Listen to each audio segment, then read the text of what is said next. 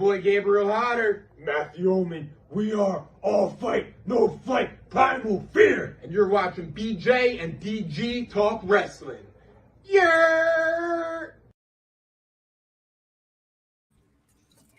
Welcome back, everybody.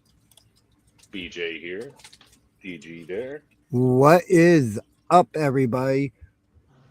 Well, what a Raw tonight, to where the last couple of weeks it's kind of been on that, not necessarily horrible, but a lot of setting up stuff to, hey, look, we're going to cook tonight. And that is exactly what Raw did. Yeah. Not only did you have what was it called, a six-man tornado tag? Yeah, the trios tag. Right. Not only did you have that, you had a street fight. You had a huge return, and that's not even talking about the bookends of the show.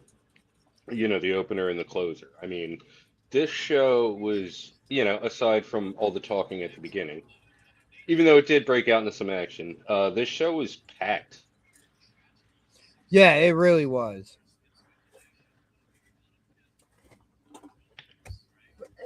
Especially with it being bookended the way it was. Right. And you could even say that the return part of the show could have been saved for the end. But wow, like they really placed it. Everything was placed in the right spots tonight. Yeah. I think that's the best way to put it. Things were placed where they needed to be. Like, I was happy, before we really talk about it, I was happy with the Becky Lynch Sol Ruca thing and how that transitioned from a backstage to an in-ring thing. I was all right with that, yeah. Archives. If they'll let me bring it up. There we go. Whoa!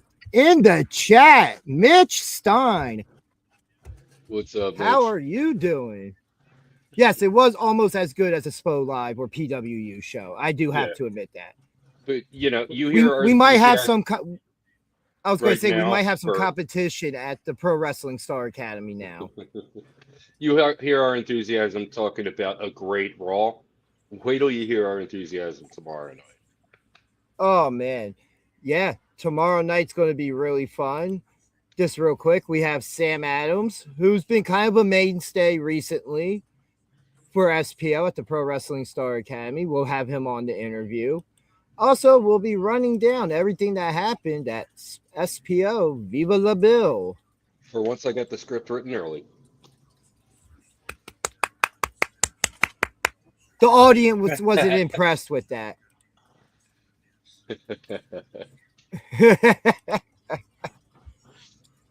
But yeah, man, let's get talking about this Monday Night Raw. Yeah, well, we started off with Roman arriving at the arena, getting out, being handed his belt, and heading toward the ring.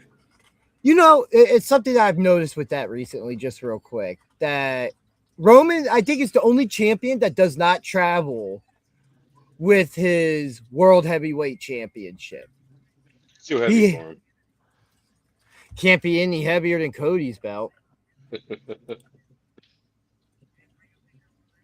But yeah, I forget who made their way down to the ring first. So we have Roman and Pierce in the back talking about what happened last week. You know, about possibly firing Jacob. And as soon as they say his name, it was like a Joe Hendry moment. You know, Jacob Fatu on his way out to the ring. Roman, like, is that his music? Or was that the Becky Lynch? They both could have said it. Yeah, Becky definitely said that. But yeah, we get Jacob out in the ring. First thing he does, call out Roman. But instead, we get the Usos. And Jey Uso coming out ready to fight. He did not want to come out and talk. He had a steel chair in hand and was ready to go. Yeah. Yeah, and basically Jacob wasn't trying to have a conversation. No, he knew why he was out there. You have Jimmy still trying to make some type of sense with him when it comes to the family, which Jimmy might have a point there, you know, like, hey, you guys did agree on this. You kind of went back on your word. Right. You know, brought up a lot of the past history with Jacob being in prison and stuff like that. I mean, it wasn't long until it broke down into chaos. Yeah, Jay tries to be sneaky, hitting him with a chair. He fights them off. Just for eventually, as I think he has Jay in the Tongan death grip, we get Roman coming out. And it starts all that. Jacob has the advantage for a while, which, how tough are they making Jacob look right now? Oh, yeah, It took 2 super kicks and a spear to get him off Roman. And then what they had to do, tie him up in the ropes. Which I was seriously impressed with the Superman counter into the Tongan death grip. Because like as Roman's setting up for it, I'm like, wow, that would be really easy to counter with that. Also, after the beating he took, they were a little more than halfway up the ramp before he was back on the mic and talking smack.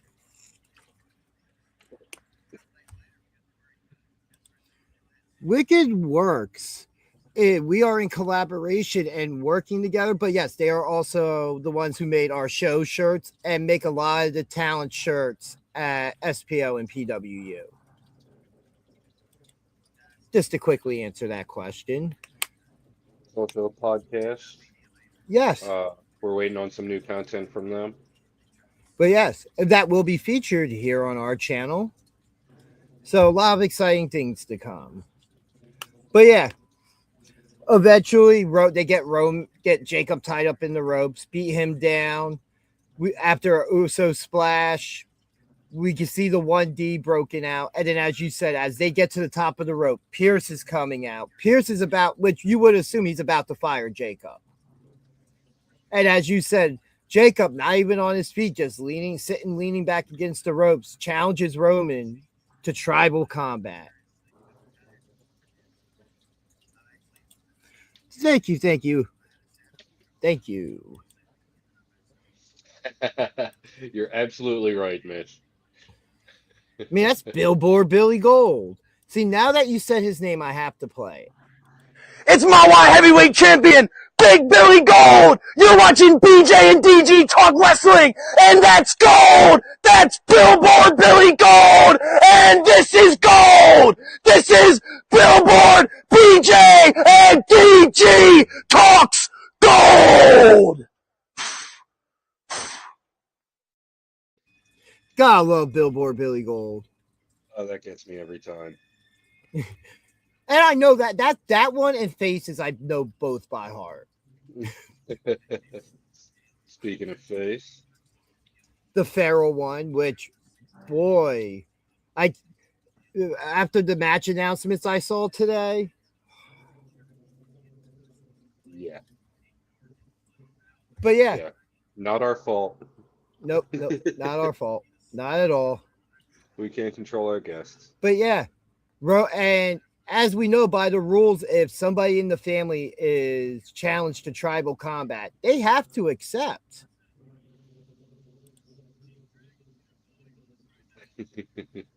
Yeah, no, I agree. Yeah, and one half of those tag team championship belts. Yeah. Yeah, we kind of have to update a lot of them, huh? Because Pat was Silver Skywalker champion. Billy only had the Mawa. Gotta get Billy holding all the belts. Yeah, right? Yeah, good thinking, Mitch. But yeah, tribal combat. We don't know the exact date of it yet, if it's going to be Saturday night's main event or Clash in Italy or maybe the show after. Look, Billboard Billy Gold doesn't need any help being put over. That man is just impressive. But yeah, thinking that this is tribal combat, as we've talked about recently, this would bring the reason for the Usos to legally interfere in a match now. Right. But who will be on Jacob's side? LA Knight. Who else? You would maybe think Oba randomly, to have Nah. somebody. Well, I mean, I going by after WrestleMania of him calling out Roman in that post interview on the post show. So just thinking of like he's just making a mark still, getting himself involved in the match to remind Roman, hey, if you get past this, I'm still in line. Yeah, but I feel like it might be a little too soon for them to like interact in the ring. Maybe Solo. Maybe we see something along the lines of, like, hey, remember, Jacob said he could do it by himself and he couldn't. Solo brought up Jacob this week talking to Royce Keys. Or the Royce Keys is another name at the moment. Considering that if this is on a show where both rosters will be there. Right, yeah. It opens up something for crossover. So to where in a situation, it would kind of make sense. Maybe somebody from Roman's past. Hopefully not a Cody Rhodes. I want Cody Rhodes as far away from this as possible. Braun Strowman. Well, that's something because I was listening to Sam Roberts' show on Busted Open today. Or on the Pro Wrestling 24/7 channel.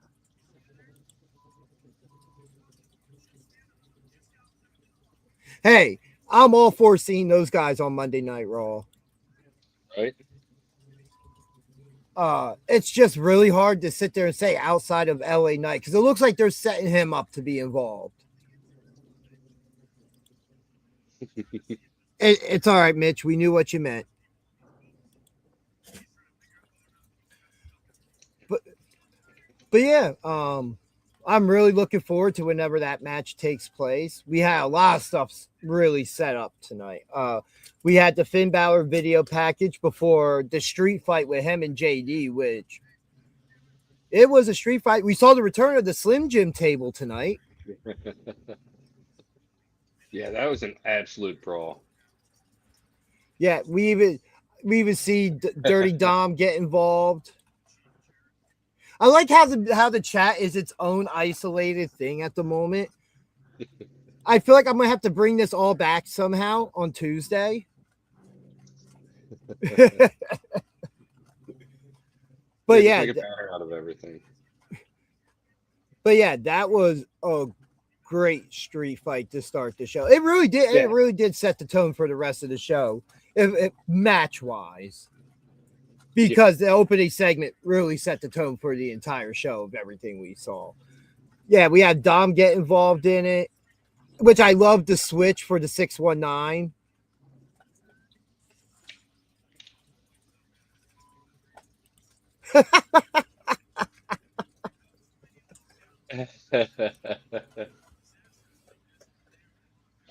I was happy to see Finn pick up the win, which, by the way, I love all the Finn videos this week with the music, all like the movie opening thing that he had most recently posted. I'm like, Finn got plenty of traction out of that. Just that one moment from last week. But yeah, so what's next for Finn now? Well, I'd love to see him chasing gold in some way. Maybe whoever ends up with the Intercontinental Champion, maybe he chases after that championship. Could we see Finn switch shows? Definite possibility. And from what I'm hearing now, it's going to be drip fed throughout the summer. Like, I wouldn't mind seeing all right. Somehow we have to make that happen. Oh my God. Yeah, 90 days after Finn gets fired. Which none of us want to see happen. But if it were to happen,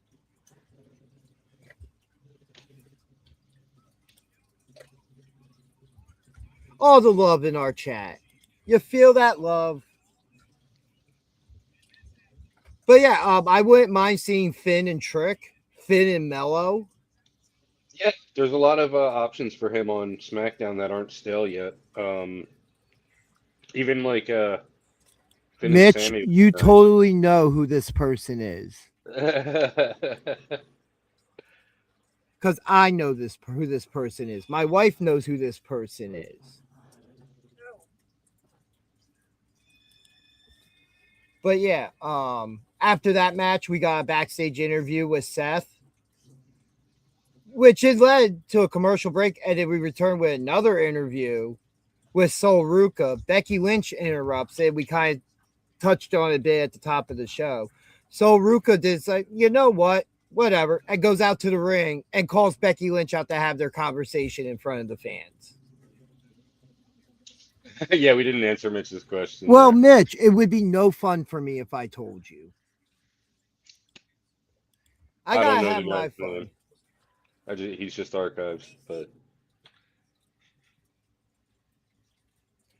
But yeah, Sol Ruka calls out Becky. Becky comes out, and it pretty much leads to them, looks like, setting up a match for the Intercontinental Championship at Saturday night's main event. Looking forward to that. Yeah, I mean that's the natural progression of it. They're not holding off until Clash. They're like get it done.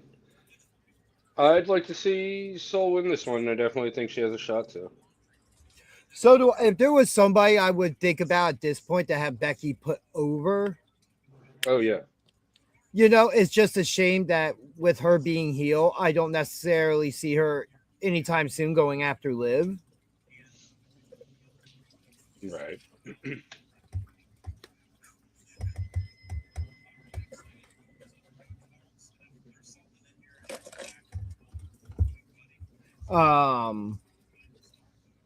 Yeah, where was I? All right, yeah. After that, we got a backstage segment with the Vision talking about the main event tonight. Breaker wants a rematch with Seth because he's just calling out the Vision still. It looks like there's definitely a plan somewhere along the way. Yeah, I mean, that segment with Heyman and Breaker. They're cooking something up. Yeah.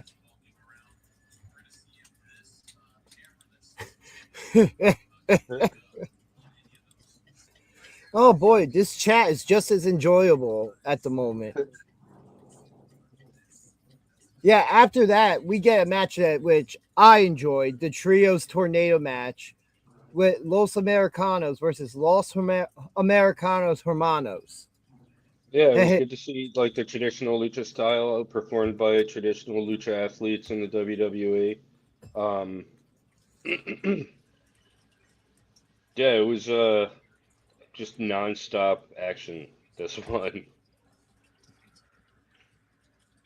Yeah, and I'm really looking forward to that mask versus mask match between them. Oh, absolutely.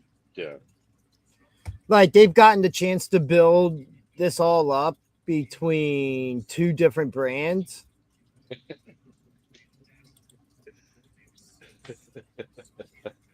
If you ask Robbie Illuminati, it's billions of fans. If you ask Robbie Illuminati, we fit over 600 people in that firehouse every week. Or firehouse, in the school. I mean, at one point we had 1 million in there, so. And then after intermission, I think it went to 600K. Right before the main event, it went to like 60 million or something. I don't know who was counting, but. Yeah, the one show, he's like, yeah, some seating room just opened up. We've hit a capacity record of 687 or something like that. Yeah, I really did. One spot that made me laugh during this match was when they all had the steel plate. It was like a Spider-Man steel plate moment for them putting them in their masks. Very fun match. They really featured everybody well.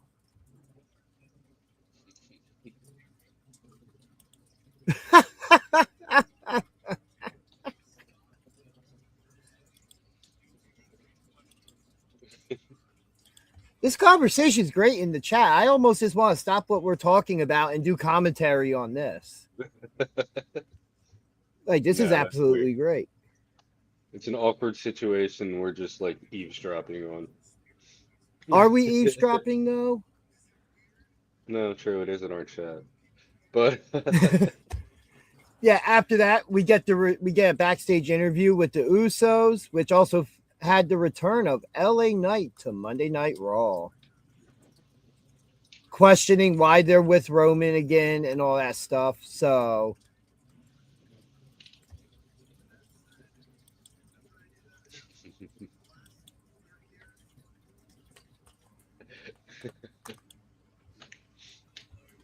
oh man, this is great. After that, we had nice. What I thought was good was a good sit down interview that was pre recorded with Michael Cole interviewing Ethan Page.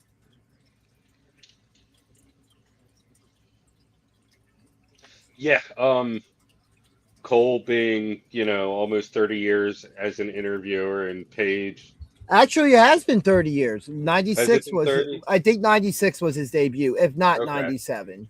And Ethan Page hands him like a list of like not quite demands, but like this is how this is gonna go. Yeah, absolutely great. Gotta love Ethan Page, man. Yeah, man, he's very, very good in that role. I'm sure he practices all the time in the mirror. And it's not like his character has changed all that much. No, no, not at all. I mean, he's pretty much been the same character through TNA, AEW, everywhere he's Yeah, been. And maybe a little bit of tweaks here and there for wherever he's at. yeah, yeah, the But character evolves like it should, but he's pretty much been the same character, all ego, you know? yeah. Yeah. Ginger's hit translucency. Yeah. Yeah, sometimes I have to go into the ether. My part of the ether has really good Wi-Fi and connection, so. That is a reference to Mother Endless. And our interview with her, yes. Yeah, usually it's the Pro Wrestling Star Academy logo up there. But I realize I always blend into that one a bit too much. Yeah, with all the orange, you'll never blend into that. She already had one. Let's see. After that, we get our women's tag team championship match with Brie Bella and Paige retaining against the ladies of the Judgment Day, Raquel Rodriguez and Roxanne Perez. Yeah. And now on Friday night, or Saturday night's main event, one of the two, they'll be defending those championships against the Irresistible Forces, Nia Jax and Lash Legend. I feel like that's the right spot for the belts to change hands. And it might be a situation where, like you had said, like someone screws someone over.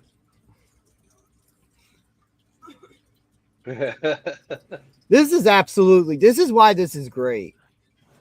Mitch is like, this person knows me, and I don't know who I'm talking to. Give him a hint, Archives. Throw the man a bone. Like a dog bone? No, the dog just got one of those. I thought it was a decent tag team match. I don't know. I'm just a ginger man. I mean, we did just drop. Well, the dog logo in your profile should, narrow it down a little, I guess.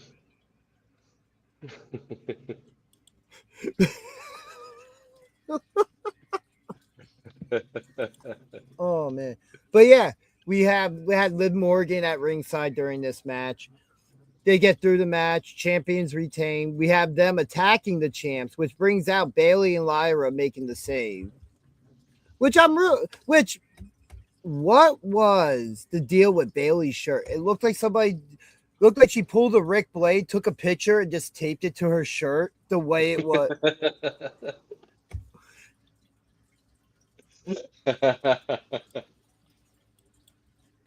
Fair enough. Well, if DG puts one of his comments on the screen again, maybe it'll be a little bit bigger for you. After that, we get a backstage segment with Seth Rollins and LA Knight. Very interesting in that. I could somehow see Seth Rollins getting involved with that thing too, but that's only if somehow the Vision gets involved. There's a lot of stuff that's going to come full circle, which, Yeah. bringing that up real quick, the whole Roman thing. Did you notice, as I forgot to mention it earlier, the crowd booed Roman, not the full crowd, but a good amount of that crowd booed Roman when he set up for that last spear. I didn't really have the volume up. Like you heard a good, like, because when Jacob came out, that crowd was red hot.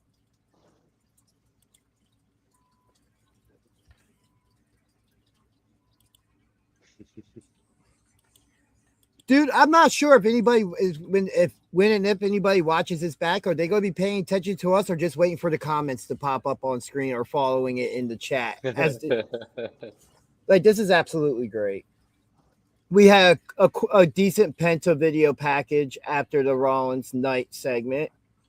And then something I've been waiting to talk about since we were talking about returns was the Oba Femi Open Challenge. Yeah, well, it got answered. Oh boy, and did it. Oba gets to the ring. They do the whole thing with the light behind him doing his pose. And then all of a sudden, we see another figure get into the ring. And it is none other than the Beast himself, Brock Lesnar, making his return. And hitting, 4 or 5 F5s to Oba? It's THC grape soda. Oh, very nice. Very, very nice. Yeah, nobody saw this coming. Like, I No. saw nothing about this anywhere on the dirt sheets. Like, this was very well played.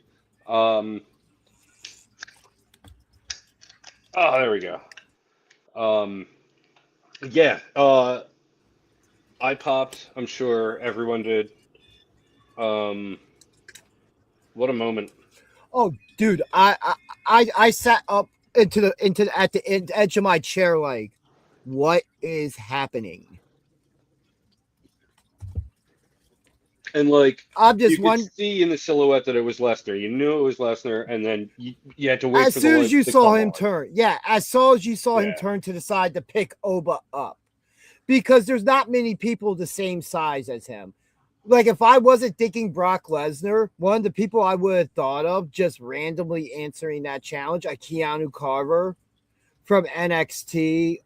Who's the other guy with the chain? Jasper Troy. Yeah.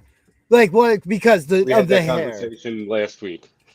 The exact same conversation. Yeah, and who was that guy with the chain?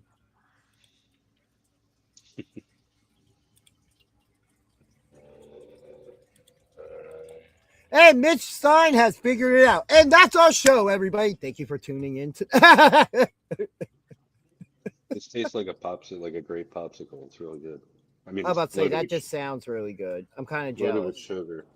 No, it's not loaded with sugar. It's only got 9 grams. But yeah, so it looks like we're picking back up on this. I feel like it was a little too soon to pull this trigger. I'm kind of interested why they're pulling the trigger so quickly. My only fear is that, as we've talked about, I feel like if they're using the Brock Lesnar playbook, but you know what? This is a good feud for Oba. Regardless whether Brock picks up a win against him or not, this is great to establish him still going forward, especially if he were to beat Brock Lesnar again.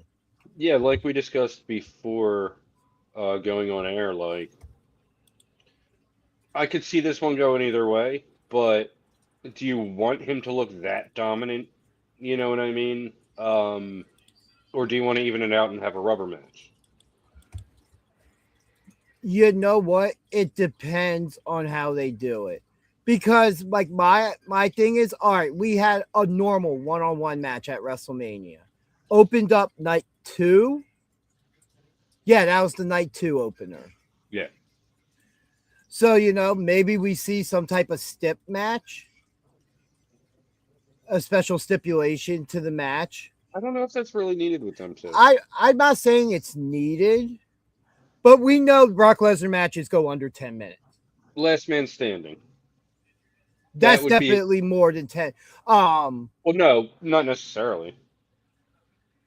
Maybe even a street fight. See, I don't want weapons involved when it comes to them. Pinfall. I mean, if you're talking about last man standing, we're going to have weapons regardless if it's not a normal match. Yeah, maybe. I mean, there will be like table spots and stuff, obviously. But I don't think. But I agree. I don't think neither men need it. So what if Submission match? Honestly, that would be very interesting. Brock is a legit wrestler. He was a collegiate champion. But I don't think we've ever really seen him use that style all that much in pro wrestling as being a submissions guy. But we've never seen Oba do it neither, so it'd be very. Well, Brock has the armbar, his UFC. Oh, the Kimura. Yeah, he does use the Kimura lock. Yeah. So what would? And I don't see either of those men tapping out. Exactly. So that would be almost a fade to black type thing where they just fade out. So it's. Because to me, there's always a difference. Because I saw this thing earlier about Roman, that Roman has never actually tapped out in his entire career. Nobody has ever submitted him. Right. But I'm thinking back, I'm like, I could have swore I know that he's lost the match by submission, but was that via pass out or something like that more than that he's never actually tapped? That's amazing because with those tiny little... Okay, you're just breaking up. I was going to say, yeah, that's amazing because with those tiny little stick legs, it's amazing that no one put them in the figure four and made them tap like that. Listen, a couple things are going to happen. One, Goldberg will somehow give Steiner a concussion while Kevin Nash tears his quad and Brock Lesnar just stands there and pins one of them for the win. That's how that fatal four-way plays out. Yeah. The bell rings and Goldberg will already be concussed and Nash will already be limping around.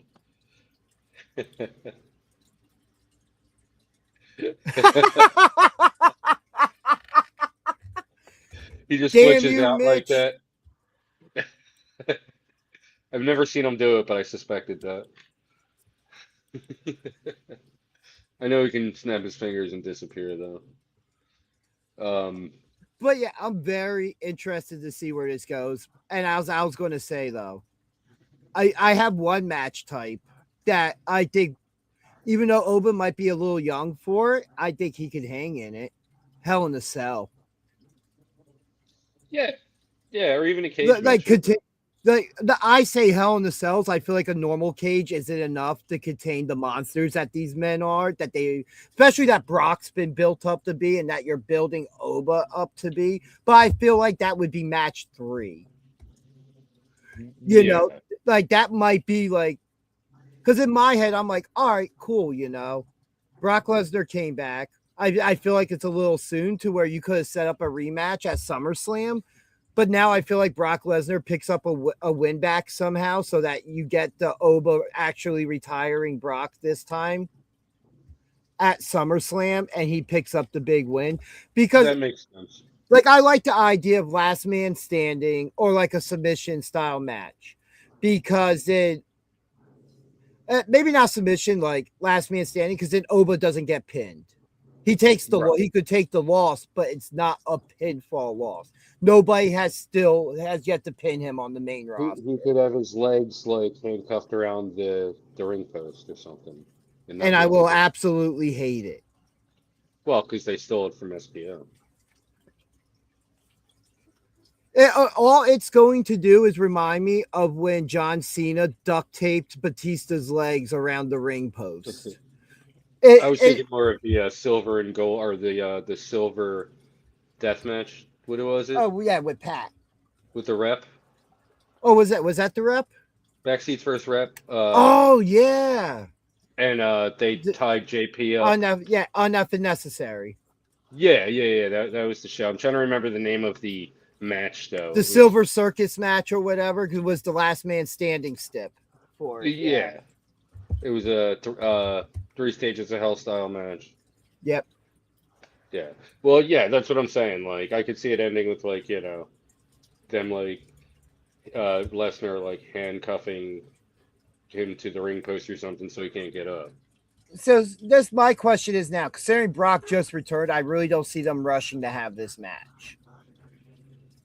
You know, I don't see them booking it in the next 2 weeks to come be like, oh, hey, yeah, so we're just going to do this match now. Like, because I still feel like it's too soon for the rematch. But if Brox is making his intentions very clear that he's watching Oba and sending a message, I'm cool with that too. It's just what is their pay-per-view schedule?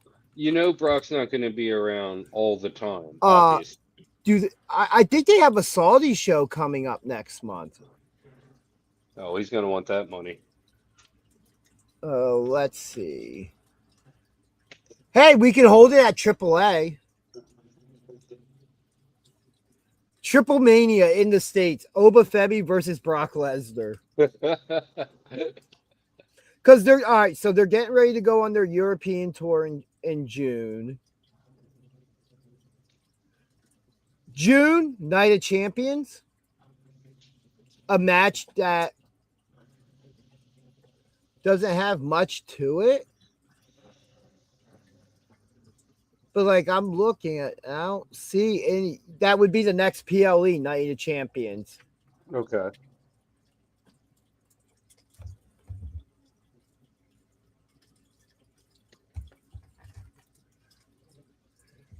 Let's see as I scroll down a bit further.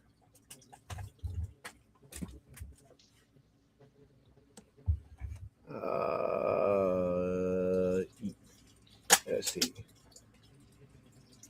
And then SummerSlam. It looks like after that, there's nothing till SummerSlam, besides a Saturday night main event in July. No King of the Ring or no, unless they just have it. Unless they're holding off on announcing stuff. Give me one moment. Continue speculating if you would like. Yeah, whether it's one more match or a rubber match, I think you can't have Oba looking weak. You have to protect Oba in this case. You know, so it'll be interesting to see what comes of this and if they extend the feud to a third match or if they, you know, or if it's just 2 and out. All right, I'm back. My dog was trying to get into something and I had to stop that. But yeah, I could see their rematch. It would be something special on a Saturday night's main event, but I don't see Brock working that. But if he did, and say Brock picks up the win on Saturday night's main event, and then you have SummerSlam to go on for the rubber match. Right. Yeah, that is only like 2 months away, so I can see them doing that, but at the same time, I can see them just having Oba go over and then that's it. But yeah, I don't see nothing past September, and I see no King or Queen of the Ring. A bunch of summer tour dates. One date for a live Raw and SmackDown taping in AC at the Boardwalk Hall. Right. Boy, look at that. WWE has to run smaller buildings. I saw WWF shows there back in the 80s. Yeah, that's back in the 80s. Well, yeah. Actually, no, that was the convention center. Never mind.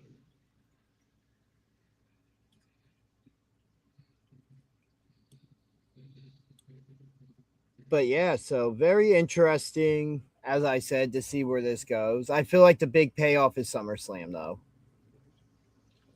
Yeah. Yeah, I mean, it's looking like that's how it's going to be.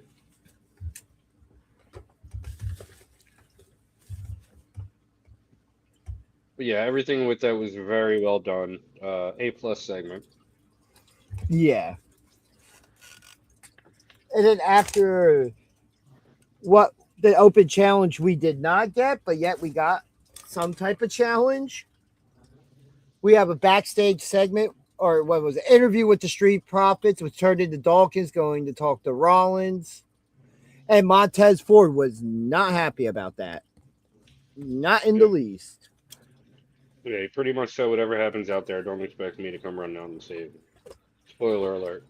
He came running out to save it. Well, of course, you don't leave your boy hanging. He wasn't happy about it, but he did. That's what I'm saying. You don't have to be happy about it, but you don't leave your boy hanging. That's all Yeah. I'm saying. But a little animosity toward the end of the we're not there yet. Well, I was thinking that during that segment, before right as Dawkins went to go talk to Rollins. I had that same thought, like, well, this is interesting. But yeah, we get to our main event of the evening: Seth Rollins versus Austin Theory. They put on a good match. Like, Yeah. I don't understand. I get that Austin Theory may have been pushed too soon, but I see what Vince saw in him. Right, but it was too soon and he had to get there. Yeah. The same thing as we say about Roman. It wasn't the fact he wasn't talented or we didn't know he was going to be a star. It was just getting that John Cena treatment of it being forced. Where we don't want it to be, want to just organically get behind it. And I will never be a Roman fan again because Acknowledge me. 2015, 2016, them trying to force him down my throat. Him winning a Royal Rumble and getting booed and The Rock coming out to kind of soften up the blow and it not working. Yeah, that was the Philly Rumble, the first Philly Rumble. Yeah. Yeah. Like, it's funny. I remember the first time I saw Roman, not that Rumble, was a couple years before when it was the Shield. I think it was the first one as the Shield being together after debuting. And I'm just looking at him and I'm like, all right, he's good. If you're just looking at him and you're seeing how they're positioning him in that Rumble to be dominant but not win, I'm like, all right, I can see that they're poising him to be the future. yeah, like you can always tell watching the Rumble who's in line for a push. Or for anybody for that matter, like so the idea, like, all right, they see something, and that's all three members of the Shield when it comes down to it: Moxley, Rollins, and Roman. And, but it was that night, and I want to say 2013, 2014 was whenever CM Punk was in the middle of his title reign still before dropping it to The Rock. I want to say that was 13, but it could be wrong. 2012, 2013, around there. I had the thought, and I'm like, and I guess it's why it didn't bug me as much, because I was already like, oh, I see the next person that's going to just be forced down our throats to be like, oh, hey, yeah, this is going to be our guy, and I guess it just didn't hit me as much, but at the same time, I'm like, what didn't help was stupid booking decisions. Like one of my favorite ones, and I absolutely love the finish to it, but it makes Roman look stupid at that point. The ambulance match with Braun Strowman. He's setting up for the spear Braun into the ambulance, and just as like sandwiched impact. And Braun just steps out the way, opens the door, and he goes flying into the ambulance, and Braun closes the door.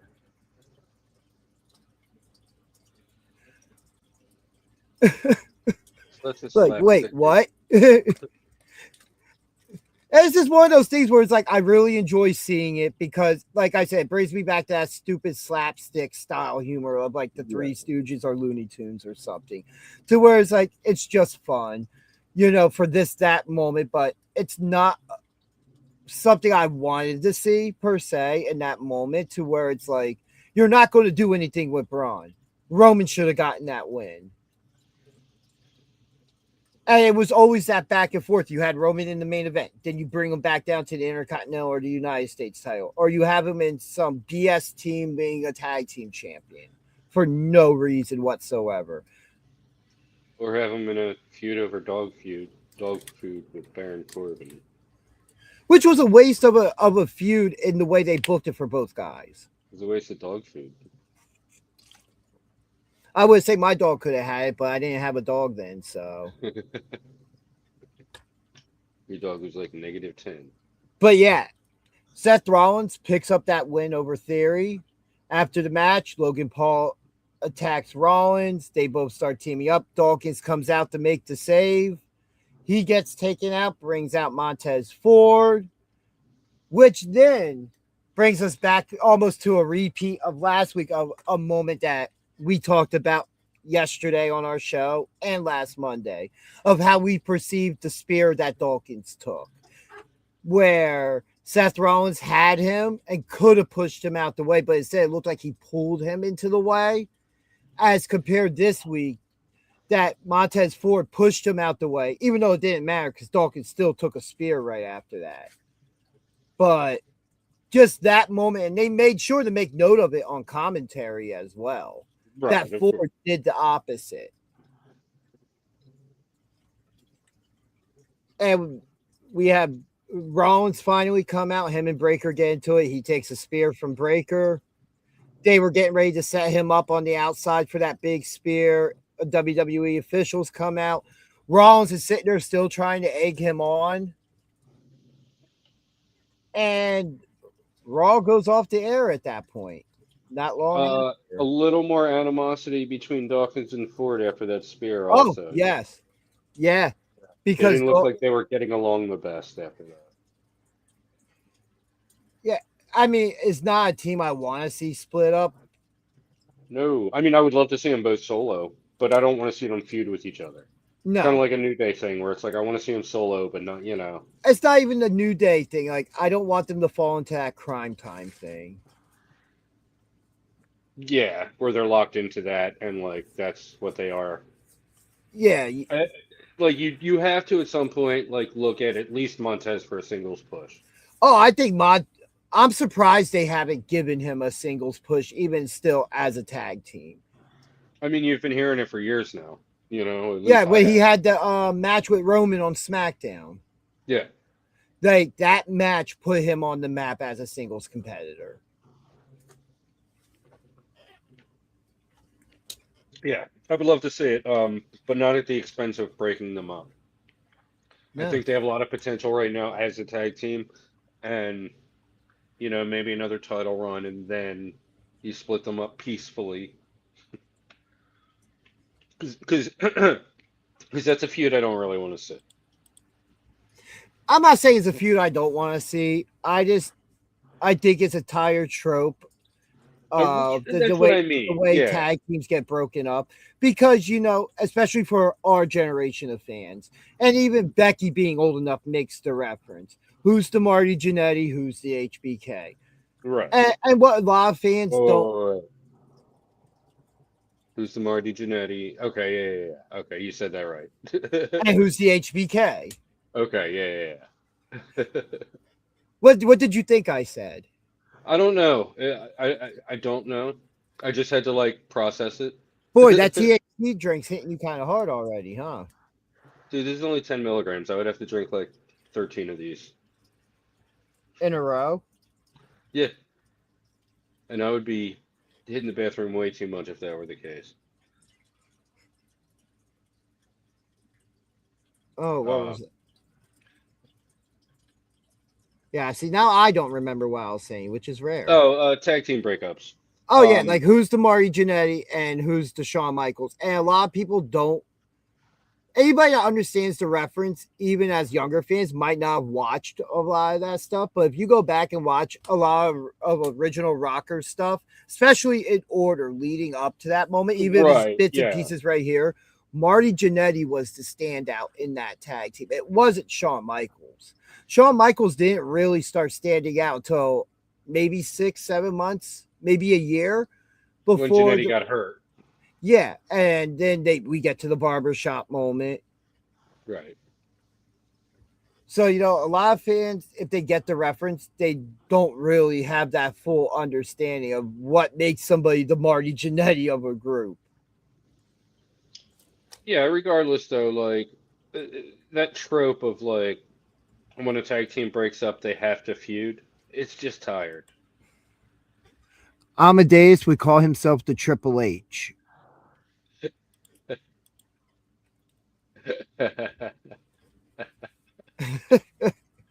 Especially with that spine buster and pedigree he uses. That's all right. He got beat up by Big Billy Gold last week. He was a tag team champion for a couple hours though. Not even that, maybe 10 minutes. I'm not going to count that till the bell rang. But we will talk about that more on Tuesday. Tuesday.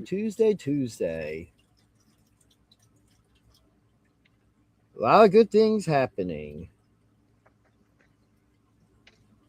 Yeah, it's going to be a great show. I mean, our Tuesday show is always a great show. But we got our ducks in a row.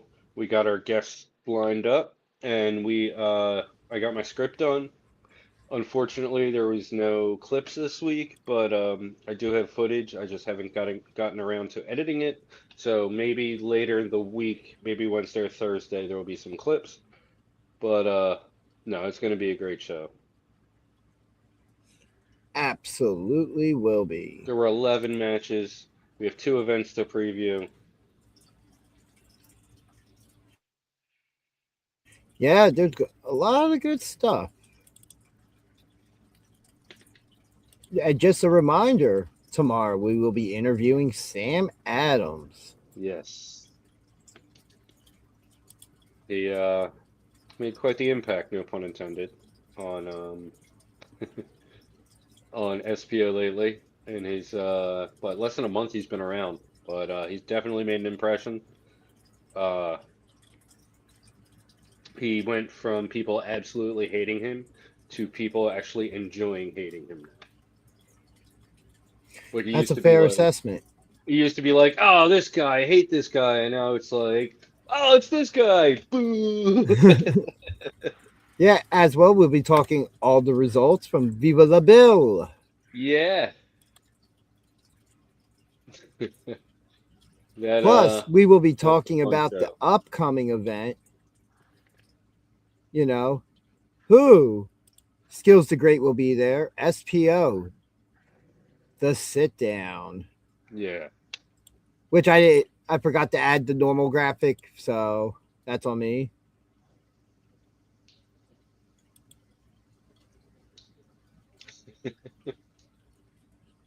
Sir, I just work here, but I still think this is a Wendy's. So but yeah, really good Raw tonight. What would you rate tonight's show? Out of 10, I'll give it an 8.5. Very good show. I agree. I agree.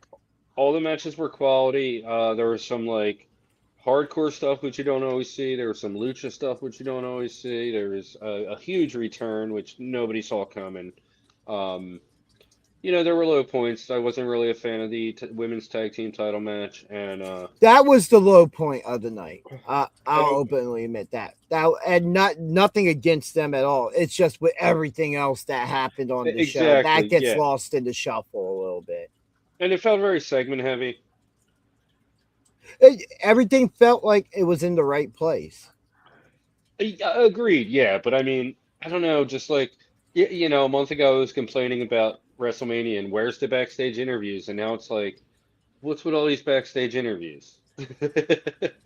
This is just proof that Bryan Danielson was right when he said all the fans are fickle. Fickle.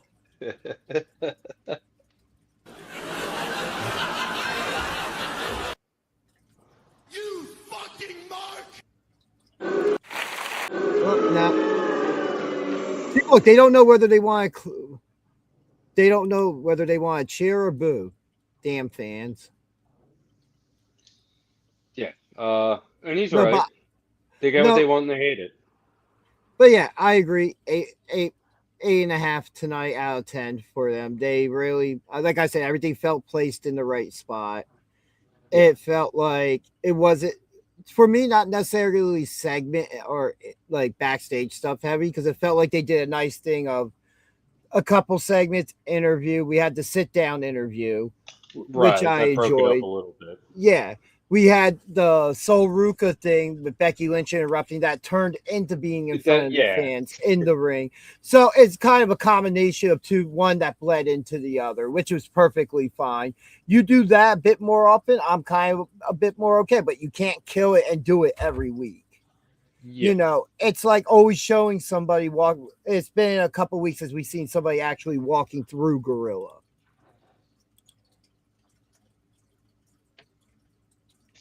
Fair enough. Yes, he does. But yeah,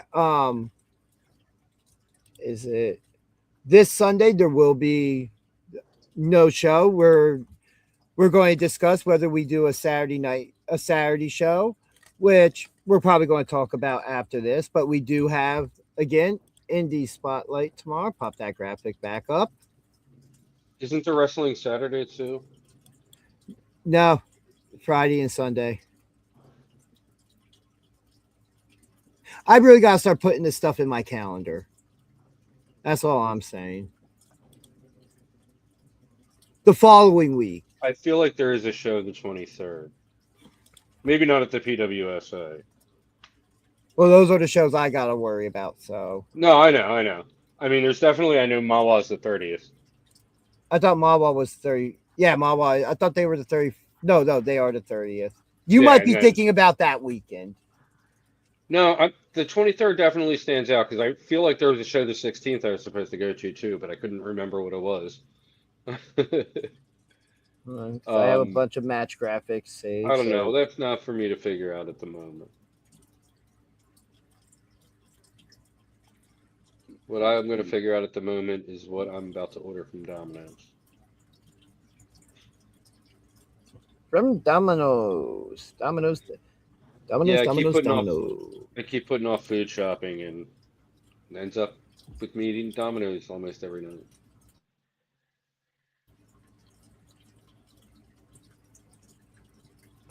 I can't stand Domino's anymore. Oh, either can I. Now that we're turning into it's just food review, but boy, okay, I'm going to have to find that real quick because there's only one other show that you could be thinking of, and I think that's the Sunday show, unless the show you're thinking of is somewhere else. When's, no.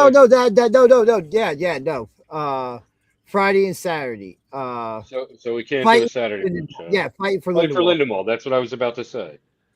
So then what the hell's the 24th? Nothing. Why do I have the 24th in my head? I don't know. Because that's episode 75 of BJ and DG Talk Wrestling. Yeah, so, all right. Well, it might have been the following week we might be thinking of then. Archives, it's just a part of my apartment. Look, it's a prop, all right? It can only be used to interfere in a street fight if it spills into his house. It's a fire extinguisher. You pointed at something. Yep, that is fire. No, it's just part of my apartment. It's part of the landscape. Hope I never have to use it unless it's at a wrestling event. But yeah, other stuff just real quick. Because we do. Why do I not have that graphic on here? That's weird. But yeah, this Saturday, there is a show at the Pro Wrestling Star Academy fighting for Lindenwald. Raising money for what, the Democratic candidate? I believe it's something to do with also like proceeds being donated to one of the high schools. Okay.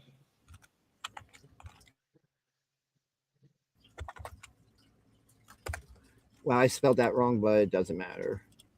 Let me get that graphic popped up real quick. You spelled the graphic wrong? Which This is looking to be a fun show this upcoming weekend. Got Mikey G, Malik Machiavelli,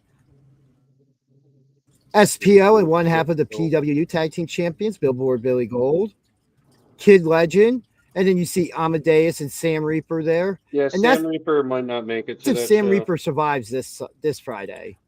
Yeah, he might be. Well, let's just say we hope it's only the hospital. He's a pretty tough match coming up on Friday, which you can hear all about tomorrow.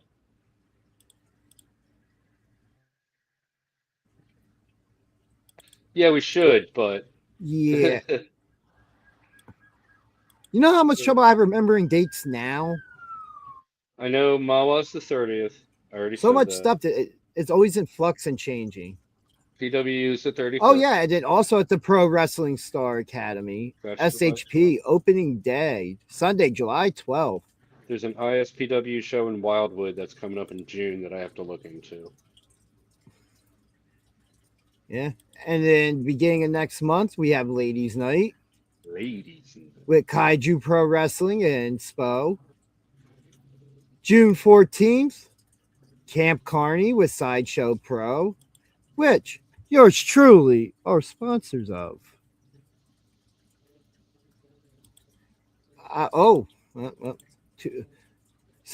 Somebody in production screwed up and popped that graphic up early.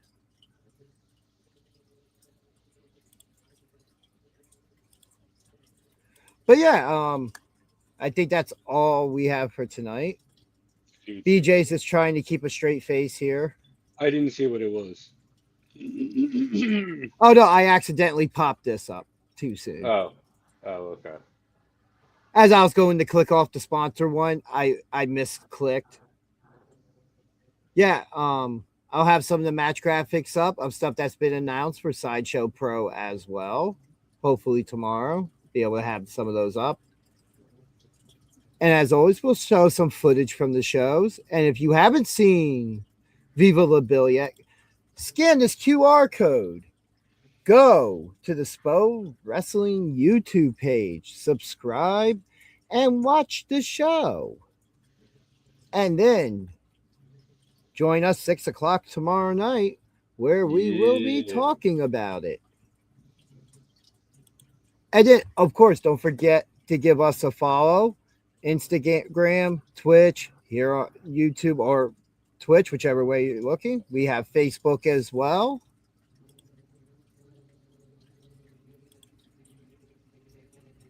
That's it, just 65. I'll be 29 next month.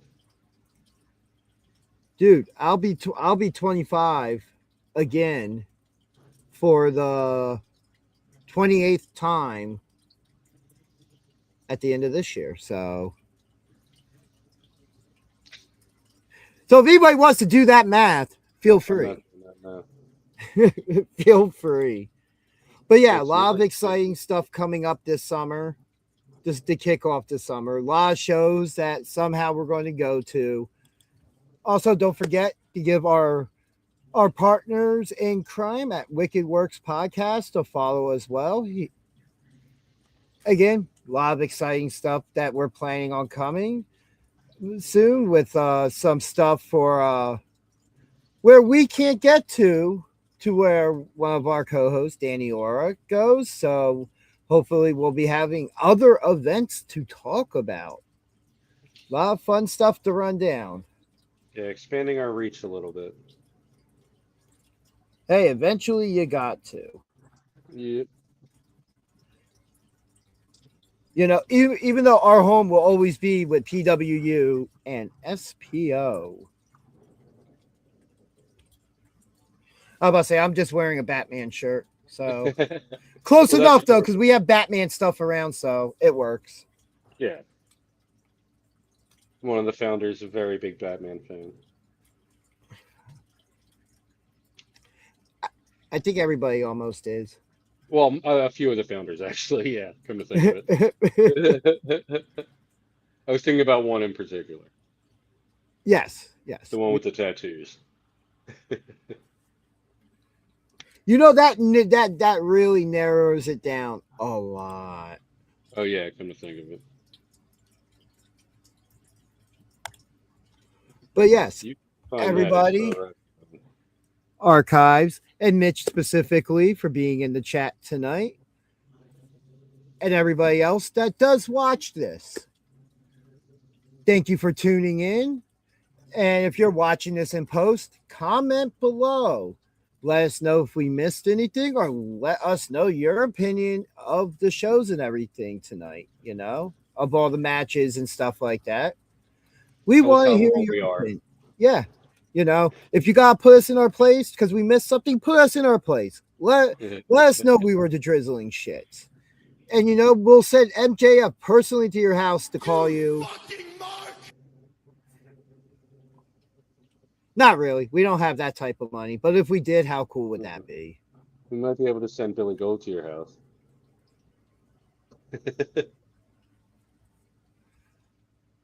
Well, that worked for me, brother. Yowie wowie. But yes, everybody, thank you for tuning in. That's BJ over there. I'm DG, the Danger Ginger. Be good to each other, and we will see you tomorrow night for Indie Spotlight, where we will be interviewing Sam Adams and talking about a lot of the chaos that happened at Viva La Bill this past Friday and previewing the sit-down. Thank you, Archives. Thank you, Archive. But seriously, everybody be good to each other, and we'll see you tomorrow night. This is Angel Metro, and you are watching BJ and DG right now.